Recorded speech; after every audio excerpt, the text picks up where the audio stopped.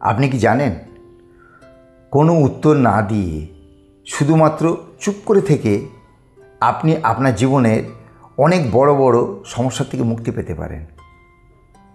তো চুপ করে থাকতে জানলে বোঝা গেল কিছু সমস্যা থেকে মুক্তি পাব। কিন্তু কখন চুপ করে থাকা উচিত? যখন আপনি প্রচণ্ড রেগে আছেন, মাথা গরম যাকে বলে এমন হয়ে আছে, তখন চুপ করে থাকা উচিত। কারণ আপনি যখন রেগে আছেন তখন যদি কথা বলতে যান, হয়তো মুখ দিয়ে খারাপ শব্দ বেরিয়ে যেতে পারে, বা হয়তো আপনি যা বলতে চাননি এমন কথা বেরিয়ে যাবে যা আপনার সঙ্গে যায় না। যখন সামনের মানুষটা রণংদেহী মুডে আছে, অযথা তর্ক করছে, কোনো কথা শুনতে চাইছে না, আপনাকে অসম্মান করতে হয়তো তার বাঁধবে না, তখন চুপ করে থাকুন। কারণ তখন আপনি যে কথাই বলুন, যত ভদ্রভাবেই বলুন, তখন আপনার কথা অর্থহীন হয়ে যাবে।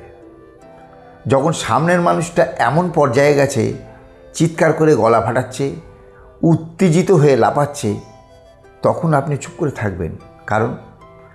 কারণ তখন তার রাগের কাছে আপনার এক একটা কথা আগুনে ঘি দেওয়ার মতো মারাত্মক হতে পারে। আর কখন চুপ করে থাকবেন? হয়তো এমন কোনো বিষয় যা আপনি জানেন না, অথচ তা নিয়ে বলা শুরু করলেন। অচিরেই আপনি ধরা খেয়ে যাবেন এবং ওই বিষয়ে আপনার অজ্ঞতার কারণে অপদস্থ হবেন। অর্থাৎ যে বিষয়ে আপনার জানা নেই, চুপ করে থাকুন। খুব গুরুত্বপূর্ণ একটি কথা। আপনার সামনে আপনার বন্ধু বান্ধব প্রতিবেশী যদি কারোর নিন্দা করেন, আপনি শুনুন, কিন্তু এখানেও আপনি চুপ করে থাকুন। নিন্দা চুপচাপ শুনুন এবং চুপচাপ থাকুন, একটা শব্দও বলবেন না।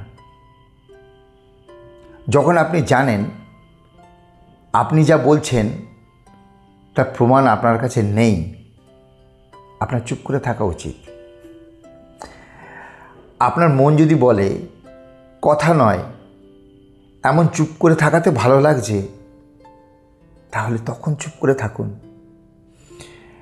যখন কারোর সমস্যায় আপনার মনে হচ্ছে তার পাশে দাঁড়ানো উচিত, কিছু পরামর্শ দেওয়া উচিত, অথচ সে এক একটা পরামর্শ শুনছে আর তাচ্ছিল্য করে উড়িয়ে দিচ্ছে, তখনও চুপচাপ